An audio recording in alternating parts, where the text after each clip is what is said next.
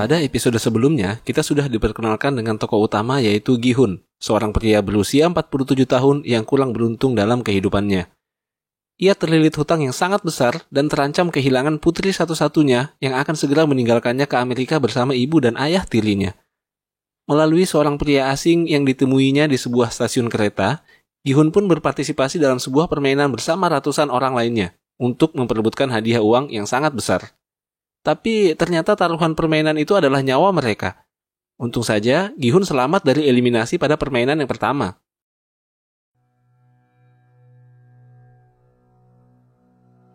Kembali ke aula. Para panitia mengumumkan hasil permainan. Dari total 456 peserta, 255 diantaranya tereliminasi sehingga hanya menyisakan 201 orang peserta. Sebagian dari peserta mulai memohon untuk berhenti mengikuti permainan itu sebab mereka baru menyadari bahwa nyawa mereka lah taruhannya. Tapi panitia mengingatkan mengenai pasal 1 di surat perjanjian yang mereka tanda tangani, yaitu peserta tidak diperbolehkan berhenti bermain di tengah jalan. Panitia lalu mengancam peserta dengan pasal 2, yaitu peserta yang menolak bermain akan dieliminasi. Kemudian Hartono mengingatkan mengenai pasal 3, yaitu permainan bisa dihentikan jika mayoritas peserta setuju.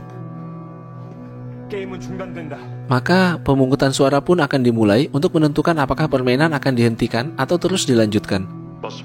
Namun sebelum pemungutan suara dilakukan, terlebih dahulu panitia mengumumkan dan memperlihatkan jumlah uang yang akan menjadi hadiah utama dan berhak dibawa pulang oleh pemenang permainan ini.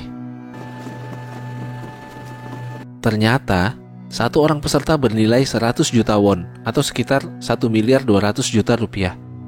Saat ini sudah ada 255 peserta yang tereliminasi, sehingga uang hadiah yang terakumulasi sampai saat ini adalah 25,5 miliar won atau sekitar 306 miliar rupiah.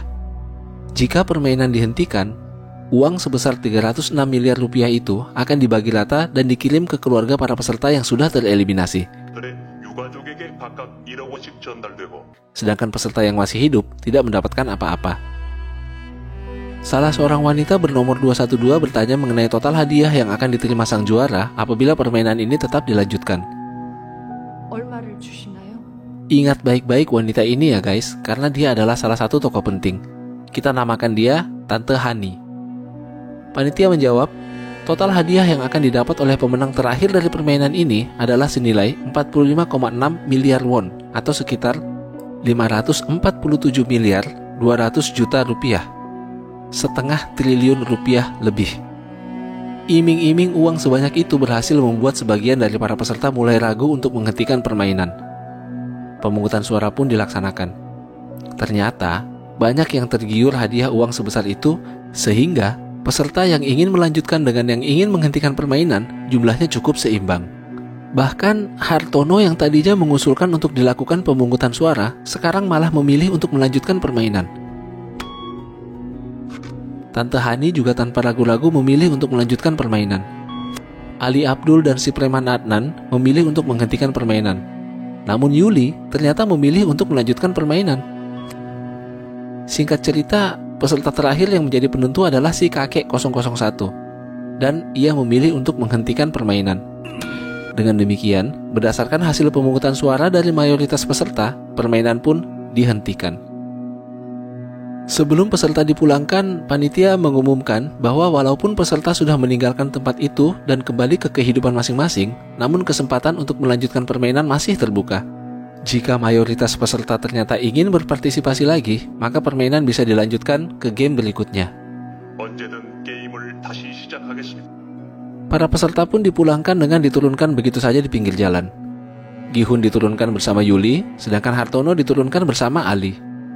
Hartono meminjamkan telepon genggamnya kepada Ali dan memberikannya sedikit uang untuk ongkos pulang buat Ali, karena Ali tidak punya uang sepeser pun.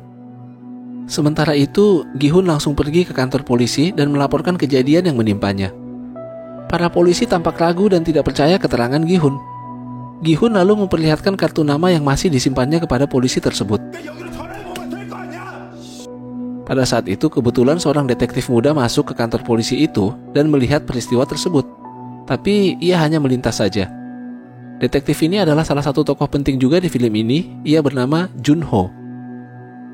Pak polisi lalu menghubungi nomor telepon di kartu nama itu, tapi ia ternyata salah sambung dan yang menjawabnya adalah seorang wanita. Gi-hun pun meninggalkan kantor polisi tersebut tanpa hasil, sementara detektif Junho sempat melihat kartu nama yang ditinggalkan oleh Gi-hun di sana. Sesampainya di rumah, Gi-hun tidak menemukan ibunya. Ia lalu pergi lagi untuk mencari ibunya. Di jalan, ia bertemu dengan Hartono. Mereka pun ngobrol-ngobrol. Hartono menceritakan bahwa sekarang ia sedang terlilit hutang yang sangat besar, yaitu 6 miliar won atau sekitar 72 miliar rupiah. Ia juga menjadikan seluruh hartanya dan harta ibunya sebagai jaminan, termasuk rumah dan toko yang ditempati ibunya saat ini. Pada saat itu, Gi-hun tiba-tiba mendapatkan panggilan telepon dari rumah sakit yang mengabarkan bahwa ibunya sementara dirawat di sana. Ternyata, ibu Gi-hun menderita penyakit diabetes, dan karena sekian lama tidak terobati, menyebabkan luka di kakinya semakin parah. Jika tidak segera ditangani, kaki ibu Gi-hun bisa diamputasi, guys. Karena tidak punya uang, mereka tidak bisa melanjutkan perawatan dan terpaksa meninggalkan rumah sakit begitu saja. Sementara itu, detektif Junho sedang mencari-cari keberadaan kakaknya yang hilang. Ia lalu mendatangi sebuah apartemen yang pernah ditinggali oleh kakaknya tersebut.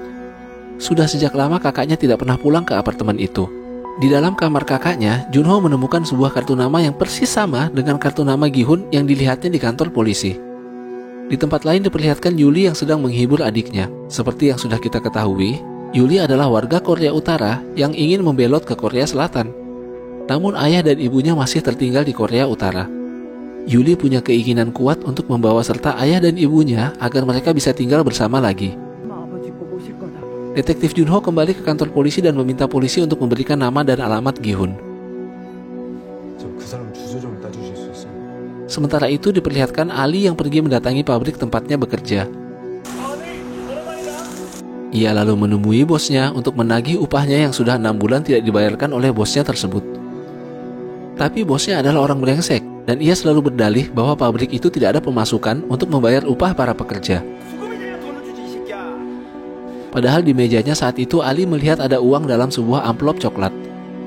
Bos itu lalu mengambil dan menyimpan uang itu di saku jasnya, lalu pergi meninggalkan Ali begitu saja. Kekesalan Ali memuncak dan ia mengejar bosnya sambil terus menagih upahnya.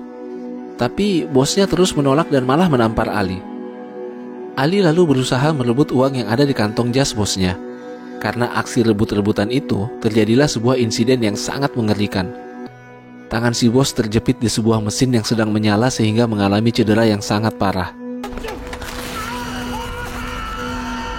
Ali yang ketakutan masih sempat mengambil uang yang terjatuh lalu lari meninggalkan pabrik itu. Di tempat lain, Yuli mendatangi seseorang yang bisa menyeberangkan orang secara ilegal dari Korea Utara ke Korea Selatan. Sebelumnya, Yuli sudah pernah memakai jasa orang ini, namun tidak berhasil dan uangnya dibawa lari. Kali ini ia mengancam orang itu dan mengatakan bahwa ia akan membawakan uang lebih banyak lagi, yang penting bisa menyeberangkan ayah dan ibunya ke Korea Selatan. Sementara itu, polisi mendatangi Ibu Hartono yang sedang berjualan di tokonya. Mereka mencari Hartono karena Hartono didakwa atas penggelapan dana dan beberapa kasus kriminal lainnya. Ibu Hartono sangat terkejut dan tidak percaya, sebab yang ia tahu, Hartono sudah sukses bekerja di Amerika dan ia sangat membanggakan anaknya itu. Sementara itu di apartemen Hartono, seseorang membunyikan bel dan menyelipkan kartu nama Squid Game di bawah pintunya.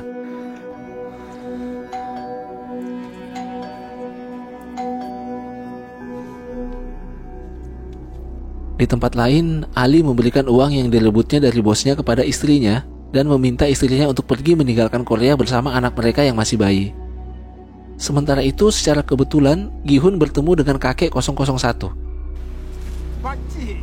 Dalam perbincangan mereka, kakek 001 mengutarakan niatnya untuk kembali melanjutkan permainan sebab ia merasa hidupnya tidak akan lama lagi. Pada kejadian lainnya diperlihatkan Adnan yang dijebak oleh temannya sendiri untuk diumpankan kepada mafia Filipina yang sudah lama mengincarnya karena hutangnya yang banyak. Adnan berhasil melarikan diri dengan cara melompat dari jembatan dan terjun ke dalam sungai. Kembali ke Gi-hun. Ia sudah benar-benar terdesak sehingga ia terpaksa mendatangi mantan istrinya untuk meminjam uang sebagai biaya perawatan ibunya. Tapi mantan istrinya mengaku tidak punya uang dan ia meminta Gi-hun untuk pergi meninggalkan rumah itu. Pada saat itu tiba-tiba suaminya pulang bersama putrinya. Gi-hun pun bergegas pergi meninggalkan tempat itu. Sebelum terlalu jauh, suami dari mantan istrinya menyusul Gi-hun dan memberi amplop berisi uang sebab ia sudah mendengar dari istrinya bahwa Gi-hun sedang sangat membutuhkan uang untuk biaya perawatan ibunya. Namun, suami dari mantan istrinya itu memberikan syarat bahwa mulai saat itu, Gi-hun tidak diperbolehkan lagi untuk menemui keluarganya, termasuk putri kandungnya sendiri. Gi-hun pun tersinggung dan ia marah. Lalu ia memukul suami dari mantan istrinya tersebut dan mengembalikan uang pemberiannya. Ia mengatakan bahwa uang tidak bisa membeli segala-galanya.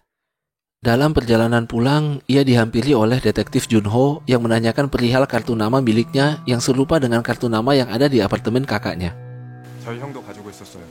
Tapi Gi-hun berbohong dan ia mengaku semua hanyalah karangannya saja.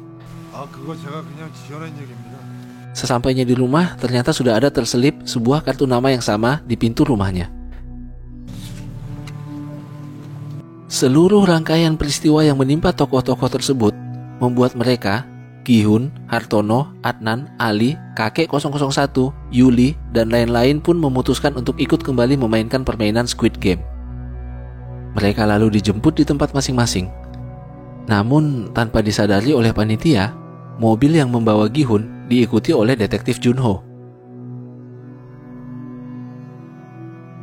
Sementara itu, Yuli berhasil menghindarkan dirinya dari pengaruh gas bius, dan ia hanya berpura-pura terbius.